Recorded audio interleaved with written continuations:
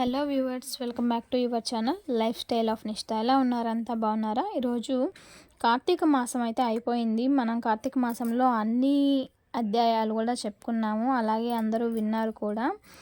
And నేను కార్తీక పురాణం చదివేటప్పుడు కొన్ని మిస్టేక్స్ అయితే జరిగాయి. అవి నాకు కూడా కొన్నిసార్లు తెలుస్తూ ఉంది. నా మిస్టేక్స్ అంతా మీరు కొంచెం అర్థం చేసుకొని మీరు ఏమనుకోకుండా ఉండాలని అనుకుంటున్నాను. అండ్ కార్తీక పురాణం మనం ప్రతిరోజు చెప్పుకున్న విధంగా కార్తీక పురాణం చదువుకోలేనటువంటి వాళ్ళకి కూడా ఎటువంటి ప్రాబ్లం లేకుండా చదివే వాళ్ళకి ఎంత పుణ్యమో వినే వాళ్ళకు కూడా అంతే పుణ్యమని మన పురాణాల్లో ఒక 5-6 అధ్యాయాల్లో కూడా చెప్పబడింది, అంటే పర్టికులర్గా. అండ్ ఈ కార్తీక మాసం గురించి మనం కొద్దిగా వాట్ ఈజ్ వాట్ అన్నట్టుగా మాట్లాడుకుందాము. కార్తీక మాసం, కార్తీక పురాణం అయిపోయింది కాబట్టి ఊరినే ఒకసారి చెప్పేసుకుందాం అన్నమాట మన ఛానల్లో. కార్తీక మాసం మొదటి రోజు శుద్ధ పాడ్యమి నాడు దీపాలను వెలిగించి ఒక్కపూట భోజనం చేసిన తర్వాత వారికి విద్యాప్రాప్తి, ధనప్రాప్తి కలుగుతాయి. రెండవ రోజు విద్య. ఈ రోజున సోదరులకు సోదరి ఇంటికి వెళ్ళి భోజనం చేస్తారు. దీన్నే భగనీ హస్త భోజనం అంటారు. యమధర్మరాజు తన తోబుట్టువైన యమున ఇంటికి వెళ్ళి ఆమె చేతి వంటను తిని కానుకలు సమర్పించి వచ్చాడని కథ. దీనివల్ల సోదరికి సౌభాగ్యం, సోదరునికి ఆయువృద్ధి కలుగుతాయని నమ్మకం. మూడవ రోజు తదియ రోజున పార్వతీదేవిని పూజించాలి. ఉప్పు దానం చేయటం శుభప్రదం, ఫలితంగా శక్తి, సౌభాగ్యాలు సిద్ధిస్తాయి. ఇక నాలుగవ రోజు కార్తీక శుద్ధ చవితి. నాగుల చవితిని పురస్కరించుకొని వినాయకుడికి, సుబ్రహ్మణ్యేశ్వర స్వామికి పూజ చేసుకున్నాము. అలాగే నూనె, పెసరపప్పు దానం ఇవ్వాలి. సద్బుద్ధి, కార్యసిద్ధి సాధ్యమవుతుంది. నెక్స్ట్ ఐదవ రోజు. ఈరోజు జ్ఞాన పంచమి అంటారు. ఆదిశేషుణ్ణి పూజించాలి, ఫలితంగా కీర్తి లభిస్తుంది. ఇక ఆరవ రోజు షష్ఠి. ఈ రోజున బ్రహ్మచారికి ఎర్రగల్ల కండువా దానం చేస్తే సంతాన ప్రాప్తి కలుగుతుందని ప్రతీతి. సుబ్రహ్మణ్యేశ్వర స్వామిని పూజిస్తారు. ఏడవ రోజు సప్తమి రోజున దుర్గాదేవిని పూజించాలి. ఎర్రని వస్త్రంతో గోధుమలు దానం చేయాలి, దీనివల్ల ఆయుష్ వృద్ధి చెందుతుంది. ఇక ఎనిమిదవ రోజు అష్టమి నాడు గోపూజ విశేష ఫలితాలను ఇస్తుంది. తొమ్మిదవ రోజు నవమి నుంచి 3 రోజుల పాటు విష్ణుత్రి రాత్ర వ్రతాన్ని ఆచరించాలి, ఫలితంగా ఆత్మరక్షణ, సంతాన రక్షణ ఉంటుంది. ఇక 10వ రోజు విష్ణువుని పూజించాలి, స్వయం పాకం, నూనె దానాలు అందించాలి, దీంతో కీర్తి, ధనం, లాభం కలుగుతుంది. అలాగే 11వ రోజు ఈ ఏకాదశికే బోధన ఏకాదశి అని కూడా పేరుంది.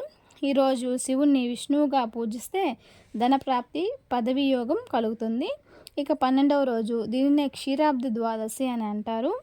ఉసిరి, తులసి మొక్కల వద్ద దామోదర్ని ఉంచి పూజించి దీపాలు వెలిగిస్తే సర్వ పాపాలు తొలగుతాయి. ఇక 13వ రోజు పువ్వులు దానం చేయాలి. వనభోజనాలు ఈరోజు పెట్టుకోవడం మంచిది. 14వ రోజు పాషాణ చతుర్దశి వ్రతం చేస్తారు. దున్నపోతు లేకుంటే గేదెను దానం చేస్తారు. యముణ్ణి పూజించడం వల్ల అకాల మృత్యువుల నుంచి మనం రక్షించుకోవచ్చు. ఇక 15వ రోజు కార్తీక పౌర్ణమి నాడు నదీ స్నానం ఆచరించి శివాలయాల వద్ద జ్వాలా తోరణం వెలిగించాలి. ఈ రోజునే సత్యనారాయణ వ్రతం ఆచరించాలి. చంద్రుణ్ణి పూజించడం వల్ల మనశ్శాంతి కలుగుతుంది. 16వ రోజు కార్తీక బహుళ పాడ్యమి. ఈ రోజున స్వదాగ్నిని పూజించాలి, ఆకుకూరలు దానం చేయాలి, ఫలితంగా పవిత్రత చేకూరుతుంది. ఇక 17వ రోజు విద్య రోజున అశ్విని దేవతను పూజిస్తారు. ఔషధాలు దానం చేయాలి, వన సమారాధన చేస్తారు, ఫలితంగా సర్వవ్యాధి నివారణ సాధ్యమవుతుంది. నెక్స్ట్ 18వ రోజు తదియ రోజున పండితులకు, గురువులకు తులసి మాలను సమర్పించి దీనివలన వారి చల్లని చూపు ప్రసరించి తెలివితేటలు వృద్ధి చెందుతాయి. ఇక 19వ రోజు చవితి నాడు పగలంతా ఉపవాసం చేసి సాయంత్రం వేళ గణపతికి గరికతో పూజించాలి. ఆ గరికను తలగడ కింద పెట్టుకొని పడుకుంటే విఘ్నాలు తొలుగుతాయి. ఇక 20వ రోజు పంచమి రోజున నాగేంద్రుని పూజలు చేయాలి. చీమలకు నూకలు చల్లటం, కుక్కలకు అన్నం పెట్టడం లాంటివి చేయటం వల్ల సంతాన వృద్ధి కలుగుతుంది. 21వ రోజు షష్ఠి నాడు గ్రామ దేవతలకు పూజ చేస్తే ఆయురారోగ్యాలు సిద్ధిస్తాయి. 22వ రోజు సప్తమి నాడు జిల్లేడు పూలతో గుచ్చిన దండను ఈశ్వరునికి సమర్పిస్తే సంపదలు వృద్ధి చెందుతాయి. అలాగే 23వ రోజు అష్టమి నాడు కాలభైరవ అష్టకం చదివి గారెలతో దండ చేసి, అంటే వడలతో దండ చేసి కాలభైరవునికి వేస్తే ధనప్రాప్తి సిద్ధిస్తుంది. 24వ రోజు నవమి నాడు శ్రీదుర్గను పూజించి వెండి లేదా రాగితో చేసిన కలశంలో నీరు పోసి పండితులకు దానం చేయటం వల్ల పితృదేవతలు తరిస్తారు. 25వ రోజు దశమి రోజున అన్న సంతర్పణలు చేస్తే విష్ణువుకు ప్రీతిపాత్రులైన కోరికలు తీరుతాయి. 26వ రోజు ఏకాదశి రోజున కుబేరుణ్ణి పూజిస్తారు. విష్ణాలయాల్లో దీపారాధన, పురాణ శ్రవణం, పఠనం చేస్తారు. ఇక 27వ రోజు ద్వాదశి పర్వదినాన కార్తీక దామోదర్ని పూజించి అన్నదానం లేదా స్వయం పాకం సమర్పించాలి. ఫలితంగా మహాయోగం, రాజభోగం, మోక్షసిద్ధి లభిస్తుంది. ఇక 28వ రోజు త్రయోదశి రోజున నవగ్రహ ఆరాధన చేయటం మంచిది. దీనివల్ల గ్రహ దోషాలు తొలగుతాయి. ఇక 29వ రోజు చతుర్దశి మాస శివరాత్రి నాడు ఈశ్వరార్చన, అభిషేకం చేస్తే అపమృత్యు దోషాలను, గ్రహ బాధలను తొలగిస్తాయి. ఇక 30వ రోజు అమావాస్య నాడు పితృదేవతల పేరిట అన్నదానం లేదా ఉప్పు, పప్పుతో కూడిన సమస్త పదార్థాలను దానం చేయాలి. దీనివల్ల పెద్దలకు నరక బాధలు తొలగుతాయి. ఇదన్నమాట మనం 30 రోజులు చేయాల్సినటువంటి నిర్వహణ. ఇది ఒకవేళ అందరికీ కుదరకపోయినా లాస్ట్ రోజు కానీ లేదా కొన్ని ముఖ్యమైన రోజులు, పౌర్ణమి, అమావాస్య అలాంటి రోజుల్లో అయినా మనం దీపాలు పెట్టుకొని మనకు శక్తి కొలది దక్షిణ కానీ తాంబూలం కానీ ఇవ్వటం చాలా మంచిది. దక్షిణ ఇవ్వకపోతే హానే అని అంటున్నారు. ఏదైనా కర్మలో వెంటనే పితృదేవతలకు, విప్రదేవతలకు దక్షిణ ద్వారా వెంటనే ఫలితాలు పొందుతాయి. దీని గురించి ఒక పద్యం కూడా ఉంది. నేను నెక్స్ట్ వీడియోలో మీకు ఆ పద్యాన్ని షేర్ చేస్తాను. ఇప్పుడు ఒక తాత్పర్యం మాత్రమే చెప్తున్నాను. పని పూర్తయిన వెంటనే బ్రాహ్మణ దేవతకి దక్షిణ ఇవ్వాలి. మీరు చేసిన పని యొక్క ప్రయోజనాలు మీకు లభిస్తాయి. కాబట్టి దక్షిణ ఒక రాత్రిలో రెట్టింపు అవుతుంది. ఒక నెలలో 100 సార్లు, 2 నెలల్లో 1000 సార్లు, మరియు 1 సంవత్సరం దాటితే దాత నరకానికి వెళ్తాడు అని దేవి భాగవతంలో చెప్పబడింది. ప్రస్తుత కాలంలో ఇది తెలుసుకోవాల్సినటువంటి అంశము. అండ్ కాబట్టి ఎవరి శక్తి కొలది వాళ్ళను దానం చేసి అందరికీ బాగుండాలని కోరుకుంటున్నాను. అండ్ చూసారు కదండి, ఇది కార్తీక మాసం అంతా. నేను కార్తీక పురాణం చెప్పేటప్పుడు చిన్న మిస్టేక్స్ అయ్యాయి. Once again sorry. అండ్ ఇంకా నా ఛానల్ ఎవరైనా సబ్స్క్రైబ్ చేసుకోకపోతే సబ్స్క్రైబ్ చేసుకోండి, లైక్ చేయండి, షేర్ చేయండి.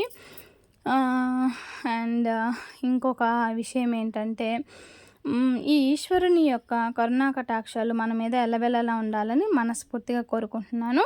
ఈ కార్తీక పురాణం ప్రతిరోజు నా వీడియోని అందరూ చూసిన వాళ్ళందరికీ పేరు పేరున ధన్యవాదాలు తెలుపుకుంటున్నాను. అండ్ ఈ కార్తీక మాసంలో మనం మంచి మంచి కార్యక్రమాలను, అలాగే నేను మీకు ప్రతిసారి పురాణం చెప్పేటప్పుడు ఒక శివలింగాలను 108 శివలింగాలను ప్రతిష్ఠించారండి ఇక్కడ.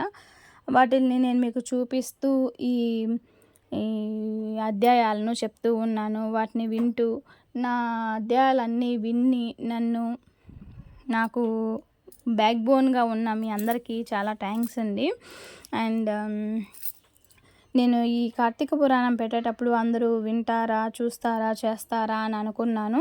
ఫస్ట్ నా కార్తీక పురాణం 113 వ్యూవర్స్ వచ్చాయి. సో నేను అప్పుడే డిసైడ్ అయిపోయాను, ఇంకా నా వీడియోస్ ఎవరు చూసినా చూడకపోయినా కనీసం 10 మంది చూసినా సరే ఆ 10 మంది కోసమైనా నేను కార్తీక పురాణం ప్రతిరోజు పెట్టాలి అని చెప్పి డిసైడ్ అయ్యాను. ప్రతిరోజు పెడుతున్నాను. అలాగే నేను అనుకున్న విధంగానే అందరూ నా వీడియోస్ని చూస్తున్నారు. చూసిన వాళ్ళందరికీ పేరు పేరున థ్యాంక్స్ అండి. ఇంకా నేను ఏదైనా నచ్చకుండా మీకు ఇంకేదన్నా నాలో ఏదైనా చేంజ్ చేసుకోవాలి అని అనిపిస్తే తప్పకుండా నా కామెంట్ బాక్స్లో కామెంట్ చేయండి. మీరు చెప్పే ప్రతిదానిని నేను విని ఇంకా ఏదైనా మార్చుకోవాల్సి ఉంటే తప్పకుండా మార్చుకుంటాను.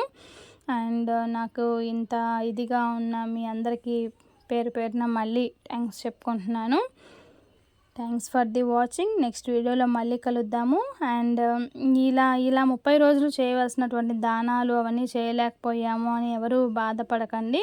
ఇంకా మంగళవారం రోజు మధ్యాహ్నం వరకు కార్తీక మాసం ఉంది కాబట్టి ఈరోజు సోమవారం సాయంత్రం కానీ లేదా మంగళవారం ఉదయం కానీ మీ శక్తి కొలది ఏదో ఒకటి దానం చేసేసి ఈశ్వరుని యొక్క కరుణా కటాక్షాలు మీ మీద ఉండి ఆయురారోగ్యాలతో ఐశ్వర్య అభివృద్ధి చెందాలని మనస్ఫూర్తిగా కోరుకుంటున్నాను.